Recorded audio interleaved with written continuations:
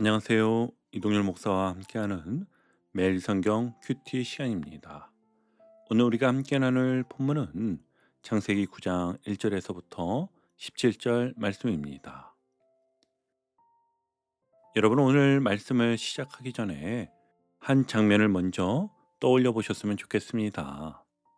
노아와 그의 가족이 드디어 방주의 문을 열고 밖으로 나옵니다.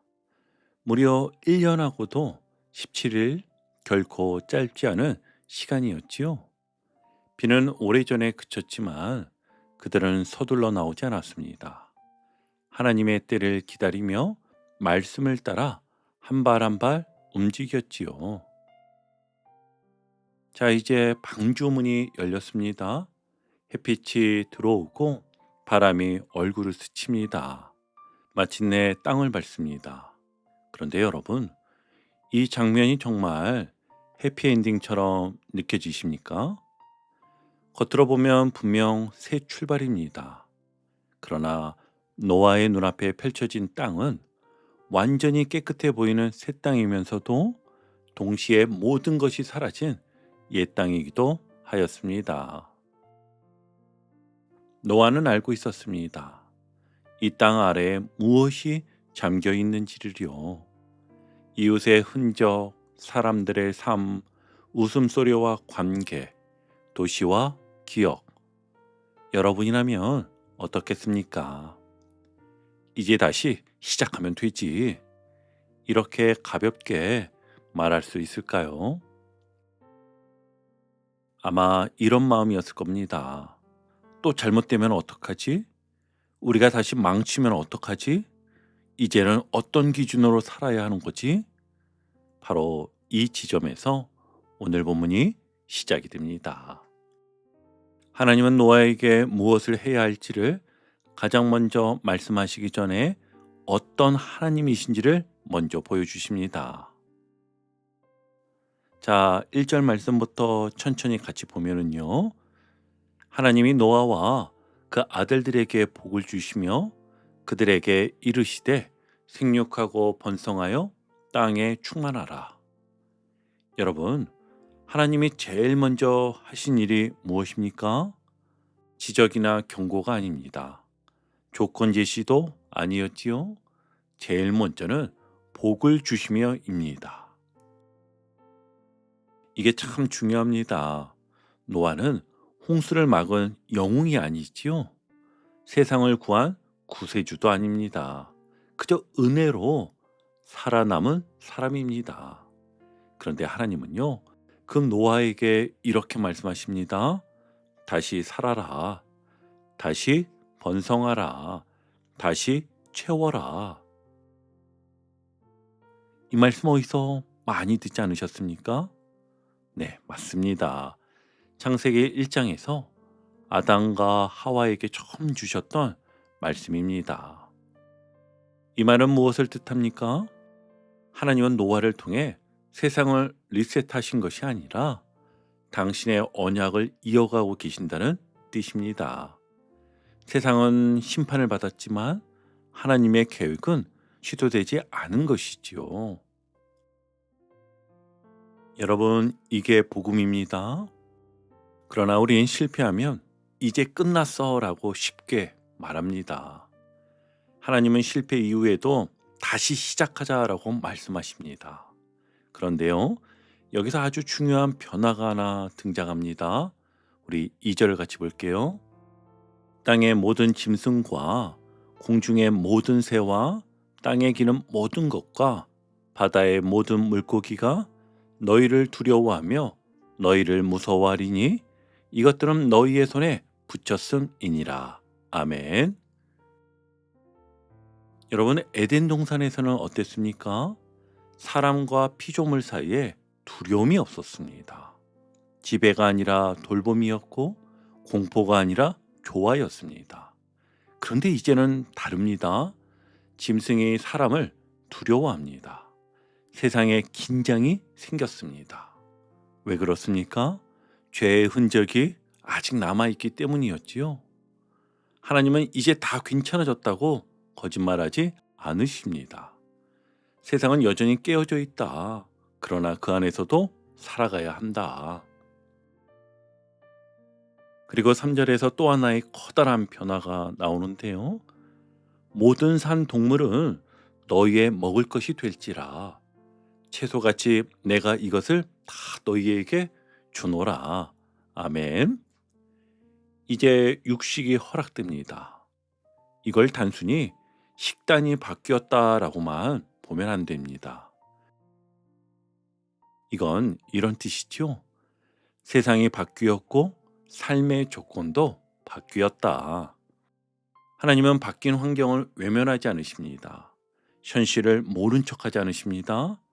믿음으로 버텨라 이렇게만 말씀하지 않으시고 살아갈 수 있도록 길을 마련해 주십니다. 그런데 여기서 하나님은 그냥 넘어가지 않으시고 분명한 기준 하나를 집어주십니다. 4절인데요. 그러나 고기를 그 생명되는 핏째 먹지 말 것이니라. 아멘. 이 말은 단순한 음식 규정이 아닙니다. 살 수는 있지만 막 살지는 마라. 허락은 받았지만 경외는 잃지 마라. 생존을 위해 먹을 수는 있지만 생명을 함부로 대하지는 말라는 겁니다. 여러분, 이 말씀을 오늘 우리의 삶으로 가져오면 정말 날카롭게 다가옵니다. 먼저 회사에서요. 실적을 위해서라면 이 정도는 괜찮지. 가정에서는 가족이니까 이 말쯤은 해도 되지. 또 교회에서 사역이니까 이 정도 상처는 감수해야지. 하나님은요, 오늘 이렇게 말씀하십니다. 살아남았다고 해서 사람답지 않게 살지는 마라. 자, 이제 이 말씀을 우리 삶에 그대로 가져와 보겠습니다. 여러분에게도 홍수 이후 같은 시간이 있지 않습니까? 큰 실패를 겪고 난 뒤, 관계가 무너진 후, 건강의 문제를 지나온 뒤, 인생이 다시 시작되는 것처럼 느껴지는 순간.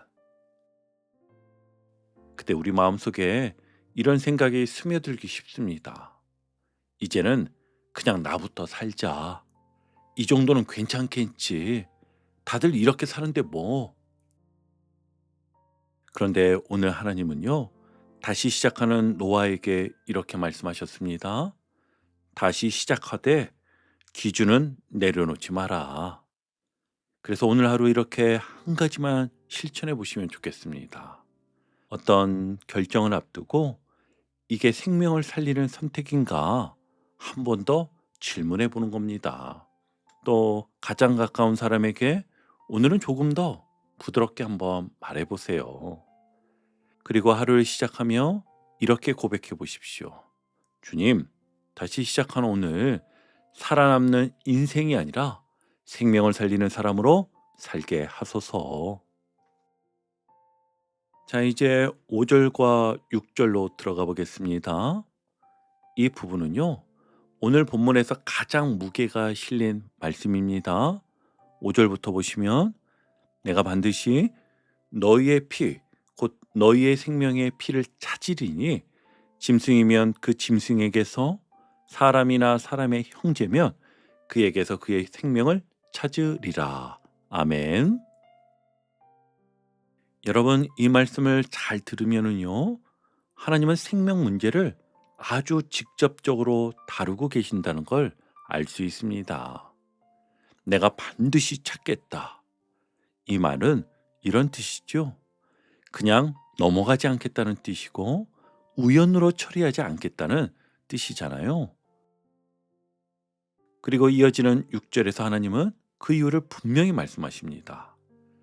다른 사람의 피를 흘리면 그 사람의 피도 흘릴 것이니 이는 하나님이 자기 형상대로 사람을 지으셨음이니라. 아멘. 여러분, 사람의 생명이 왜 이렇게까지 무거운 것일까요? 하나님의 형상이기 때문입니다. 이 말은요, 이렇게 바꿀 수 있습니다. 능력이 있어서가 아닙니다. 쓸모가 많아서가 아닙니다. 착해서도 아닙니다. 존재 자체가 하나님을 닮았기 때문입니다. 그래서 하나님은 살인을 단순한 범죄로만 보지 않으십니다. 하나님을 공격하는 행위로 보시지요. 여러분, 이 말씀을 들으면 우리 마음속에 이런 생각이 들 수도 있겠지요. 저는 살인을 안 했습니다. 그런데요, 이 말씀을 칼을 든 사람에게만 향한 말씀이 아닙니다. 말을 통해 생명을 꺾는 일, 태도로 사람을 무너뜨리는 일, 무시와 비교로 존재를 지우는 일, 이런 모습도 형상을 훼손하는 방식일 수 있습니다. 예를 들어 우리 일상 속에서는 이렇게 나타나기도 합니다. 회사에서 저 사람은 도대체 왜 저 자리에 있지? 가정에서는 너는 왜 항상 그 모양이니? 교회에서도 저 사람은 도움이 안 돼. 여러분, 이 말들이 쌓이면 어떻게 될까요? 몸은 살아 있어도 마음은 피를 흘립니다. 그래서 오늘 하나님은 홍수 이후의 세상에서 가장 먼저 생명의 기준을 다시 세우십니다. 다시 시작할수록 사람을 더 귀하게 여겨라. 자, 이제 이 말씀을 우리 삶에 아주 솔직하게 적용해 보겠습니다. 오늘이나 어제 하루를 한번 떠올려 보세요. 가장 쉽게 짜증을 낸 사람은 누구였습니까? 가장 거칠게 말한 대상은 누구였습니까? 가장 함부로 평가한 사람은 또 누구였습니까? 대부분은요, 가장 가까운 사람일 것입니다. 가족이고 동료이고 함께 신앙생활하는 사람일 것입니다. 오늘 말씀은 이렇게 묻습니다.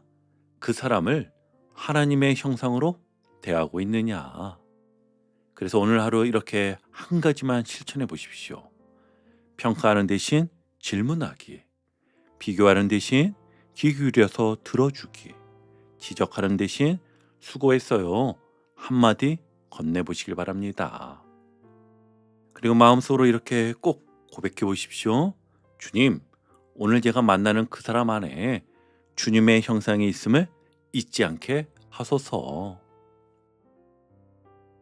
이제 본문의 중심이자 마지막 단락인 언약의 핵심 장면으로 들어가 보겠습니다. 8절과 9절을 보시면 하나님이 노아와 그와 함께한 아들들에게 말씀하여 이르시되 내가 내 언약을 너희와 너희 후손과 아멘. 여러분, 여기서 언약은요, 서로 조건을 걸고 맺는 계약이 아닙니다. 하나님이 일방적으로 붙들겠다는 약속인데요. 그 범위를 보십시오. 10절입니다. 너희와 함께한 모든 생물 곧 너희와 함께한 새와 가축과 땅의 모든 생물에게 세우리니 아멘. 놀랍게도 이 언약은요, 사람만을 위한 것이 아닙니다. 모든 생명을 향한 약속이었습니다. 이어지는 11절에서는 그 약속의 내용이 분명히 선포되는데요. 같이 보시면 다시는 모든 생물을 홍수로 멸하지 아니할 것이라 땅을 멸할 홍수가 다시 있지 아니하리라. 아멘. 여러분, 이 말씀을 들은 노아의 마음을 잠시 상상해 보십시오. 구름만 보여도 가슴이 철렁 내려앉았을 사람입니다. 그런데 하나님은 그 불안을 아시는 분이십니다. 그래서 12절부터 언약의 표징을 주시죠. 내가 나와 너희와 및 너희와 함께하는 모든 생물 사이에 대대로 영원히 세우는 언약의 증거는 이것이니라. 13절입니다. 내가 내 무지개를 구름 속에 두었나니 이것이 나와 세상 사이의 언약의 증거니라. 아멘. 그리고 여기서 정말 중요한 말씀이 나옵니다. 15절과 16절 잘 보시면 내가 나와 너희와 내 언약을 기억하리니 무지개가 구름 사이에 있으리니 내가 보고 언약을 기억하리라. 여러분, 누가 기억합니까? 하나님입니다. 이게 오늘 본문의 절정입니다. 무지개는요, 사람이 하나님께 기억해 주세요라고 외치는 신호가 아닙니다. 하나님이 스스로에게 내가 기억하겠다라고 걸어두신 표지입니다. 이 말은 이런 뜻이죠. 네가 흔들릴 때에도 내가 너를 놓지 않는다. 이제 오늘 큐티를 정리하며 마무리하겠습니다. 오늘 창세기 9장 1절부터 17절 말씀은요, 이렇게 우리에게 들려옵니다. 다시 시작해도 기준은 사라지지 않는다. 생명은 여전히 하나님의 형상이다. 그리고 약속은 우리가 붙드는 것이 아니라 하나님이 기억하신다. 무지개는 하늘에만 걸린 색이 아닙니다. 심판 이후에도 은혜를 포기하지 않으시는 하나님의 선언인 것입니다. 오늘 하루 하늘과 땅을 잇는 이 언약의 고리 안에서 불안 대신 신뢰로, 두려움 대신 순종으로 살아가시기를 주님의 이름으로 축복합니다. 아멘. 오늘도 복음의 기쁨과 확신으로 승리하는 하루 되시길 축복합니다. 함께 해주셔서 감사합니다. 내일 큐티 시간에 다시 뵙겠습니다.